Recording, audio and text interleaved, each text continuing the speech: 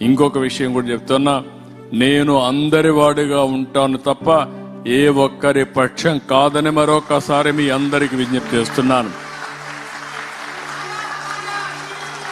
జై హింద్ ఫ్రెండ్స్. 16వ తారీఖున జరిగినటువంటి ప్రభుత్వ ఇఫ్తార్ విందులో గౌరవ ముఖ్యమంత్రి మాన్యశ్రీ శ్రీ నారా చంద్రబాబు నాయుడు గారు చాలా బ్రహ్మాండమైనటువంటి కొన్ని అంశాలు ఆయన ముందుకు తీసుకురావడం జరిగింది. అందులోంచి మరీ ముఖ్యంగా నేను అందరి వాడిని, నేను కొందరి వాడిగా నేను ఉండదలుచుకోవట్లేదు అని చెప్పేసి చాలా నర్మగర్భంగా ఆయన మనసులో ఉన్నటువంటి విషయాన్ని చాలా స్పష్టంగా 70 mm కాదు 70+70 140 mm స్క్రీన్ మీద చాలా స్పష్టంగా ఆయన ప్రొజెక్ట్ చేశారు. ఇది అర్థం చేసుకున్న వాళ్ళకి అర్థమవుతుంది.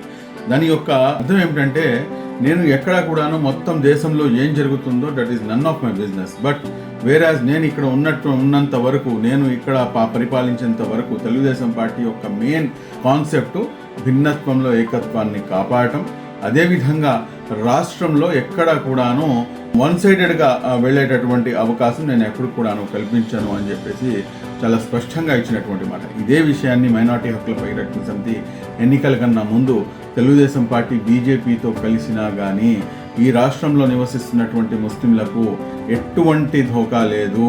ఎందుకంటే 2014 నుంచి 2018 వరకు ఆల్రెడీ మనం ఒకసారి సేల్ అయ్యి ఉన్నాము అని చెప్పేసి చాలా స్పష్టంగా చెప్పి అదే విషయాన్ని మనం జనాల్లోకి తీసుకెళ్ళడం జరిగింది. ఈ రోజున ఆంధ్ర రాష్ట్రంలో ఉన్నటువంటి ముస్లిం సమాజం మీరు బీజేపీతో కలిసి ఉన్నా కానీ ముస్లింల యొక్క ఏదైతే ఆర్థిక, రాజకీయ మరియు అదేవిధంగా అనేకమైనటువంటి అంశాల్లో ఎక్కడ కూడాను ధోకా జరగదు, అదేవిధంగా ఎక్కడ కూడాను అన్యాయం అనేది జరగదు అన్న విషయాన్ని చాలా స్పష్టంగా చెప్పగానే చెప్పారు. Thank you very much. జై హింద్.